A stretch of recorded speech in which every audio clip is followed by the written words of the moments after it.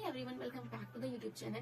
And if you have appeared for January 26 exam or you are going to prepare for further attempts, so this video is exactly for you. आज मैं इस video में करने वाली हूँ subject wise question paper analysis. Like we are going to see what are the difficulty level, what were the patterns and what were the new questions and new surprises that ICI has set for us. So without wasting any time, let's go for further process. And अगर आपने ये video को click किया है, it means that you need this video, so don't dare to skip even a single second. And क्योंकि जो points मैं अभी इस वीडियो में बताने वाली हूँ वो आपकी प्रिपरेशन को नेक्स्ट लेवल पर लेकर जाएंगे. और हाँ, कमेंट में बताना मत भूलना कि कौन से पेपर ने तुम्हें सबसे ज्यादा परेशान किया. So let's go for the paper analysis. तो let's start with the accounts. तो अकाउंट्स में मैंने ठीक ठाक अटेम्प्ट तो कर ही लिए थे, और इसके एमसीक्यू जो लाइक सेपरेट एमसीक्यूज आते हैं छोटे छोटे, वो तो इजी थे ऑब्वियसली. बट इजी मतलब कि अगर आप टाइम दे रहे हो तो सॉल्व हो जाएंगे. बट जो की सिनेरियोज थे वो एक्चुअली में टफ थे. मुझे तो टफ लगे पर्सनली बोलूं तो, बिकॉज मैंने ऑलमोस्ट 1 hour and 20 minutes मैंने दे दिए थे एमसीक्यू को, और ये मेरी गलती हो गई बिकॉज स्टार्टिंग में मुझे डिस्क्रिप्टिव सॉल्व करना चाहिए था, बट मैं नहीं कर पाई क्योंकि ये मैं फर्स्ट टाइम एग्जाम देती थी और मैंने 3:30 बजे के आसपास मैंने एमसीक्यू उठा ली. ये मेरी फर्स्ट गलती हो गई. और ये उठाने के बाद मैं कंटिन्यू सॉल्व करते जा रही हूँ और एमसीक्यू मुझसे बन ही नहीं रहे. की सिनेरियो ऑब्वियसली टफ होते हैं, तो मैं बना रही हूँ. फिर मुझे समझ आया कि भाई रहने दे, तो की सिनेरियो बाद में करना. फिर मुझे ब्रांच अकाउंटिंग का क्वेश्चन आ रहा था, बट मेरे पास टाइम नहीं हो जाएगा, तो ब्रांच अकाउंटिंग का क्वेश्चन मुझे छोड़ना पड़ा बिकॉज ऑफ मैं एमसीक्यू सॉल्व करने लगी थी. तो ओवरऑल क्वेश्चन अगर मैं अच्छे से करती तो मैनेजेबल था and it was good. But मेरा ये फर्स्ट टाइम पेपर था तो मैं थोड़ी पैनिक भी हो गई थी, मुझे लग रहा था ऐसा. फिर बाद में मैंने थोड़ा मैनेज कर लिया जब मैंने एमसीक्यू सॉल्व करने के बाद. बट कोई नहीं. फिर अगर बात करें लॉ का, हाँ लॉ का पेपर मुझे काफी ज्यादा टफ लगा. मैं पर्सनली बोलूँ तो, बिकॉज मैंने मैनेजमेंट एंड फेमा एलएलपी ये सब बहुत अच्छे से किए थे, और झूठ नहीं बोलूंगी पेनल्टी मुझे अच्छे से याद नहीं थे, और लाइक जीसीए को मैंने इतना इंपॉर्टेंस नहीं दिया था. और पता नहीं क्यों आईसीआई को क्या सोची, पूरा क्वेश्चन पेपर में जीसीए मुझे दिख रहा था. मतलब मैंने वो नहीं पढ़ा था तो जीसीए मुझे दिख रहा था, और पेनल्टी भी मुझे इतने अच्छे से याद नहीं थे, तो मैं थोड़ी बहुत पेनल्टी मैंने गलत लिखे क्योंकि मुझे लगा कि अगर मैं मतलब थोड़ा बहुत ऐसा बैक इन द माइंड में अगर अनकॉन्शियस ब्रेन को पता हो और उसकी वजह से आंसर मैच हो जाए तो कोई बात नहीं. तो मैंने गलत ही सही, बट मैंने अटेम्प्ट कर लिया था. लॉ में मुझे डर लग रहा है. लॉ का पेपर सब लोग बोल रहे थे इजी है, बट मुझे थोड़ा सा टफ लगा, और मेरे को एमसीक्यू भी टफ लगी बिकॉज एमसीक्यू में सारे केस सिनेरियोज ही डालते थे, और केस सिनेरियोज मुझे नीचे से समझते नहीं है. तो पता नहीं कैसा गया. मैंने सोचा घर आकर मैं रो रही थी पता है.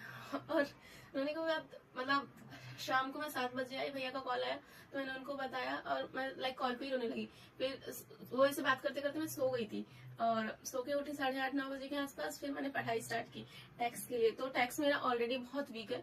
टैक्स में इनकम टैक्स से तो मुझे बहुत ज्यादा डर लगता है, और जीएसटी मुझे ठीक ठाक आता है, बट उसमें भी मैं बहुत ही नंबर्स मेरे को भूल जाती हूँ. मैं पता नहीं क्या प्रॉब्लम है मुझमें, सिस्टम भी कुछ गड़बड़ी है, तो नंबर तो मैं भूल जाती हूँ. तो जीएसटी में मैंने पढ़ लिया था सारे चैप्टर्स, बट क्या बोलते हैं इनकम टैक्स के भी मैंने अच्छे खासे क्वेश्चन सॉल्व कर लिए, और लाइक टोटल इनकम जो होता है ना उसके भी अच्छे खासे क्वेश्चन प्रैक्टिस किए मैंने रात को 2 बजे के आसपास. फिर मैं सो गई. फिर मॉर्निंग में भी मैंने अच्छे खासे क्वेश्चन सॉल्व किए थे, तो प्रिपरेशन मेरी टैक्स की हो गई थी. एंड बात करें पेपर की, तो मैं पेपर में गई तो मुझे ऐसा लगा कि मुझे पहले जीएसटी सॉल्व करना चाहिए, बिकॉज मैंने क्वेश्चन देखा तो सारे जीएसटी के क्वेश्चन जो थे वो इजी थे. हाँ, फिर जीएसटी में मेरा लाइक थोड़ा कॉन्फिडेंस बिल्ड हो गया. उसके थोड़े बहुत क्वेश्चन टफ थे, हाँ उसके एमसीक्यू मुझे टफ लग रहे थे. जीएसटी के लिए कंफ्यूजिंग और थोड़ा टफ लग रहा था. तो मैंने पहले उसके डिस्क्रिप्टिव सॉल्व किया जीएसटी के. फिर जब मैं इनकम टैक्स पे आई तो मैंने पहला क्वेश्चन देखा. वो क्वेश्चन भाई किसी को नहीं समझ में आ रहा था. मैं बाहर आके भी पूछी. पहला क्वेश्चन उसमें कुछ डेप्रिसिएशन का पार्ट था, वो मुझे बहुत टफ लगा. पता नहीं क्यों मैंने आज तक वैसा क्वेश्चन सॉल्व भी नहीं किया था, बट फिर भी मैंने रॉन्ग ही सॉल्व कर दिया बिकॉज वो ऑप्शन तो उसमें था नहीं. क्वेश्चन नंबर 1 कंपल्सरी होता, तो मैंने सॉल्व कर दिया. देन हाँ, ये भी ठीक ही ठाक था पेपर. मुझे ये इसका इनकम टैक्स वाला पार्ट टफ लगा, और इसके एमसीक्यू इनकम टैक्स के टफ लगे. Then going to group 2. अगर ग्रुप 2 की बात करें तो कॉस्टिंग में 1-2 सम को छोड़कर बाकी सब क्वेश्चन न्यू मुझे लग रहे थे. मुझे बाकी सबका पता नहीं. उसका क्वेश्चन नंबर 2 मुझे काफी ज्यादा इजी लगा. सबसे पहले मैंने वो सिक्योर कर लिया था, और एमसीक्यू भी थोड़े टफ थे. लाइक केस सिनेरियो था इसमें भी, और केस सिनेरियो पढ़ते पढ़ते मैं क्वेश्चन में ही खो जाती हूँ. पता है मैंने कॉस्टिंग में भी यही गलती की. मैंने सबसे पहले एमसीक्यू उठा लिए. पता नहीं क्यों मुझे क्या चुल मस्ती है. पेपर यहाँ से सोच के जाती हूँ एमसीक्यू लास्ट में करूंगी, बट जब मैं प्रैक्टिकल पेपर उठाती हूँ सॉल्व करते करते मैं बोर हो जाती हूँ तो मैं एमसीक्यू उठा लेती हूँ और उसमें ही मेरे सारे टाइम चले जाते हैं। तो नेक्स्ट अगर आप भी प्रिपेयर कर रहे हो तो आप याद रखना कि कुछ भी हो जाए, मेरा ऐसा सजेशन है आप एमसीक्यू लास्ट में करो, बिकॉज हमारा जो कॉन्शियस ब्रेन होता है वो एंड मोमेंट पे जब हमारे पास टाइम नहीं होता तो वो ऑप्शन देखता है ना, तो कभी कभी हमारा कॉन्शियस माइंड हमें बता देता है कि ये ऑप्शन तुझे करना चाहिए और वो सही हो जाता है। क्योंकि मुझे किसी ने तो अभी मैं जब ओरिएंटेशन में बता जा रही हूँ तो वहाँ पर बहुत से लाइक हमारे जो सीनियर्स होते हैं वो बताते हैं कि लाइक ऐसा ट्रिक है ऐसा ट्रिक है, तो हमारा जो कॉन्शियस ब्रेन होता है ना वो बैक एंड में बता देता है कि लाइक, और बहुत बार वो चीजें सही हो जाती है। तो अगर तुम्हारा टाइम वेस्ट हो रहा है और तुम्हें आंसर नहीं आ रहा है तो उसको तुम एंड मोमेंट पे करो, वो ज्यादा बेटर रहेगा अकॉर्डिंग टू मी। बाकी सबकी अलग अलग चॉइस होती है। तो कॉस्टिंग हो गया, कॉस्टिंग का पेपर मुझे टफ लगा था और उसके एमसीक्यू मुझे टफ लगे थे। एंड गोइंग टू एफएमएसएम, एफएमएसएम में मैंने सबसे पहले एसएम सॉल्व किया था। एसएम के एमसीक्यू बहुत ही ज्यादा इजी थे। और बात करें थियरी की तो थियरी के एक दो क्वेश्चन थे वो मुझे समझ नहीं आ रहे थे कौन से टॉपिक से उठाए थे, बट मैंने एसएम सिक्योर करने के बाद मैं एफएम पे आई थी।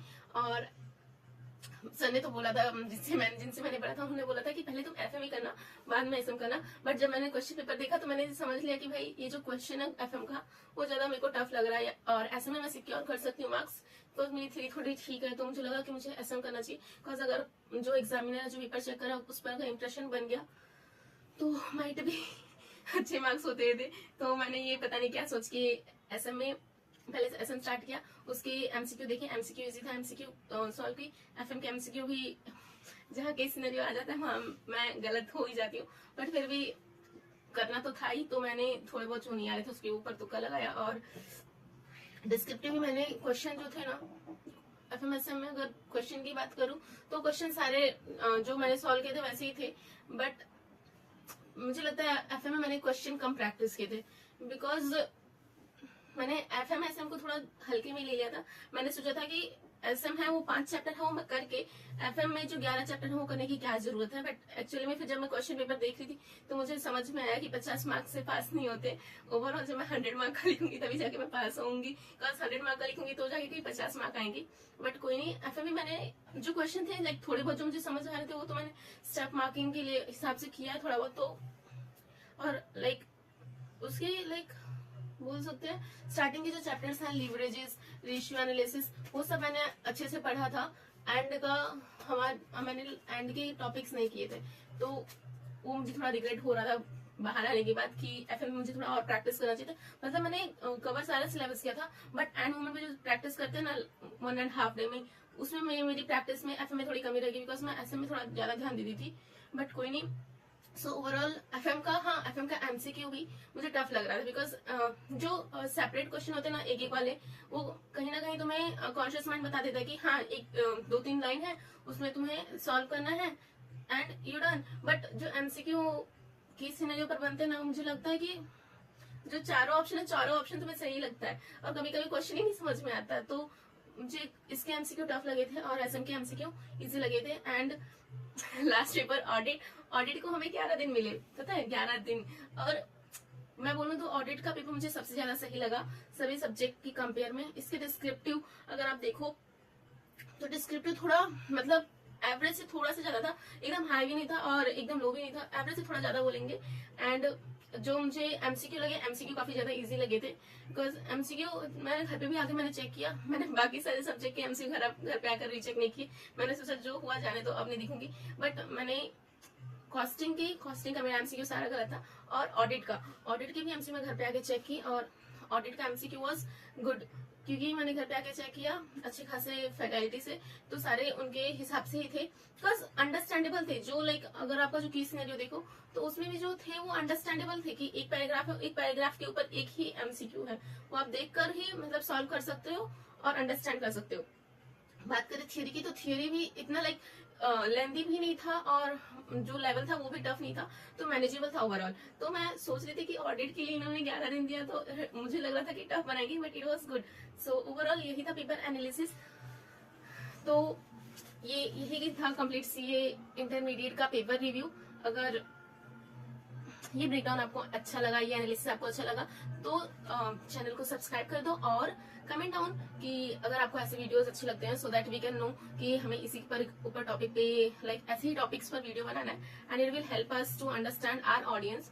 सो thank you so much for watching. Stay consistent, stay focused और मिलते हैं नई वीडियो के साथ.